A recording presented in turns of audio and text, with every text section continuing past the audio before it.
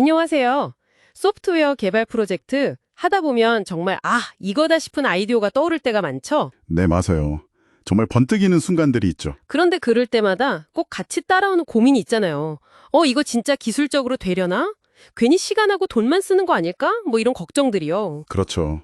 잘못하면 정말 큰 비용을 쓰고도 결과가 안 좋을 수도 있으니까요. 바로 그럴 때 필요한 게 오늘 이야기할 POC, 즉 개념 증명입니다. 네, POC, Proof of Concept. 본격적인 개발에 확 들어가기 전에요. 그 핵심 아이디어나 기술, 이게 진짜로 구현이 가능한 건지, 예상대로 작동은 할지, 이걸 한번 작게 만들어서 미리 테스트해보는 거죠. 일종의 기술적인 실현 가능성을 미리 맛보는 거군요. 정확합니다. 기술 타당성 검토, 뭐 이렇게 볼 수 있겠네요. 그래서 오늘 저희가 같이 살펴볼 자료들이 바로 이 포스에 대한 건데요.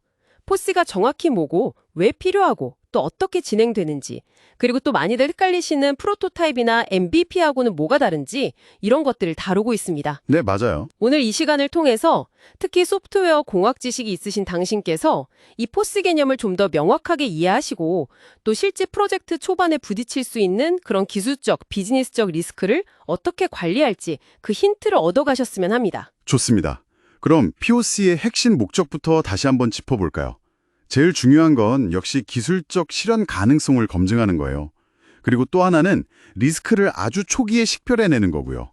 리스크 식별, 그게 중요하군요. 네. 아이디어가 아무리 환상적이라도 이걸 기술적으로 구현하기 어렵다거나 생각지도 못한 기술적 난관이 있다면 그걸 빨리 알아채는 게 중요하거든요. 그래야 방향을 틀거나 아니면 과감하게 중단할 수도 있으니까요. 그렇죠. 괜히 쭉 진행했다가 나중에 큰 문제에 부딪히는 것보다 훨씬 낫겠네요. 그러니까 POC는 그냥 한번 만들어 보자 이게 아니라 이 핵심 기술, 우리 환경에서 실제로 돌아갈까? 이런 구체적인 질문에 답을 찾는 과정이군요. 맞습니다. 일종의 안전장치라고 보시면 돼요. 시간과 비용을 아껴주는 거죠. 그럼 POC는 어떻게 진행되나요? 전체 서비스를 다 만드는 건 아닐 테고. 네, 절대 아니죠. POC의 특징은 딱 검증하고 싶은 핵심 기술이나 로직에 한 집중한다는 거예요. 범위가 아주 제한적이죠. 핵심만요. 네. 그래서 사용자 인터페이스가 예쁘거나 모든 에러 처리가 완벽할 필요는 전혀 없어요.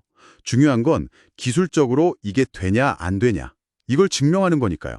그래서 보통 짧은 기간 안에 개발하고 테스트까지 마칩니다. 그런 구체적인 절차는 어떻게 되나요? 예를 들어 뭐부터 시작해야 하죠?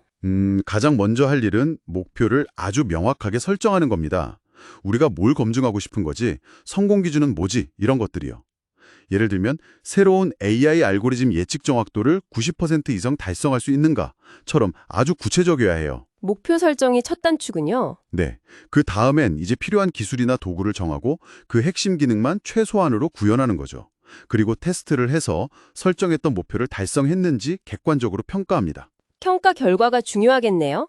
그걸 보고 다음 스텝을 정하는 거니까. 그렇죠. 그 결과를 보고 이제 이거 가능성 있다? 본격 개발 가자 할 수도 있고 좀 더 보완이 필요하겠다. 또는 이건 기술적으로 어렵겠다. 접자. 이렇게 다음 단계를 결정하게 됩니다. 결과물은 어떤 형태로 나오나요? 그냥 보고서 같은 건가요? 꼭 그렇지만은 않아요.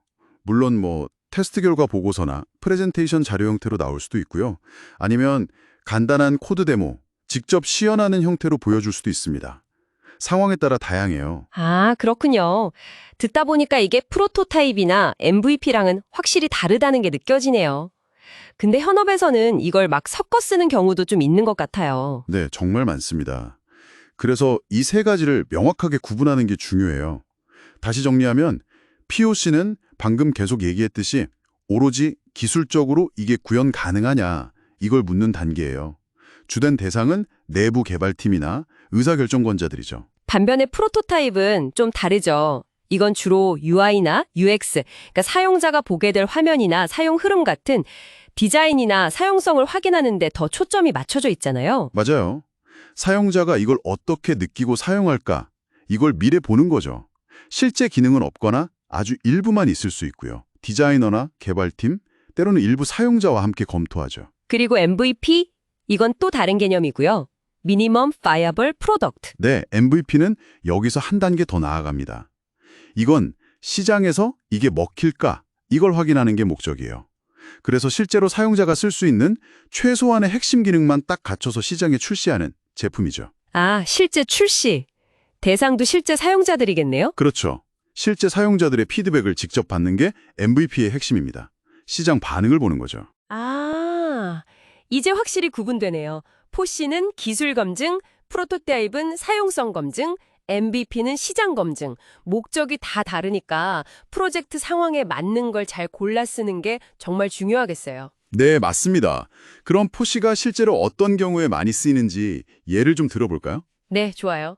예를 들어서 완전히 새로운 AI 알고리즘을 개발했는데 이게 실제로 우리가 원하는 성능이나 정확도가 나올지 궁금할 때 포시를 해볼 수 있겠죠. 아니면 기존 시스템의 블록체인 기술을 연동하려고 하는데 이게 기술적으로 가능한지 성능에 문제는 없는지 확인해 볼 수도 있고요. 아, 신기술 도입 전에 많이 하겠네요. 뭐 클라우드 서비스를 새로 도입하거나 데이터베이스를 바꿀 때도 우리 시스템 환경이랑 잘 맞는지, 확장성은 괜찮은지 미리 검증해보는 용도로도 쓰이겠고요. 그렇죠. 시스템 통합이나 호환성 테스트, 성능 평가 이런 데 아주 유용합니다.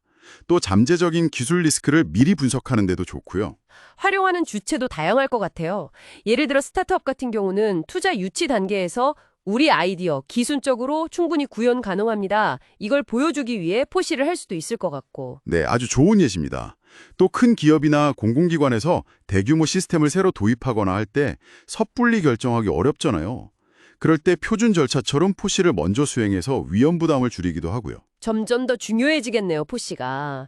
요즘 디지털 전환 속도도 엄청 빠르니까요. 맞습니다. 앞으로 포시의 중요성은 더 커질 거고요. 어쩌면 포시 자체를 전문적으로 대행해주는 서비스, 포시에서 서비스 같은 형태도 더 드러날 수 있을 거라고 봅니다. 그렇군요.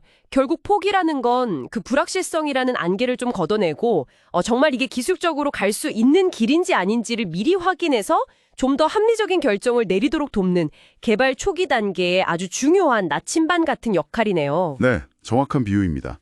핵심적인 도구죠. 자, 오늘 폭에 대해 정말 자세히 알아봤는데요. 이 방송을 듣고 계신 당신께서도 다음 프로젝트나 혹은 머릿속에 있는 새로운 아이디어를 구체화하실 때 이 폭이라는 단계를 어떻게 잘 활용해서 기술적인 위험은 미리 좀 줄이고 또 더 현명한 첫발을 내드릴 수 있을지 한번 고민해 보시면 정말 좋을 것 같습니다. 마지막으로 이런 질문을 한번 던져보고 싶네요. 폭은 어떻게 보면 빠르게 실패하고 배우는 과정이잖아요. 그렇죠. 실패도 중요한 결과니까요. 네. 그렇다면 이 포기 과정에서 억대되는 실패 데이트나 아니면 예상치 못했던 발견들 이런 것들을 그냥 이건 안 되는구나 하고 버리는 게 아니라 이걸 어떻게 다음 단계의 혁신이나 더 나은 방향을 설정하는 데 적극적으로 활용할 수 있을까? 어쩌면 여기에 폭에 또 다른 숨겨진 가치가 있지 않을까? 한번 생각해 보시면 어떨까 싶습니다.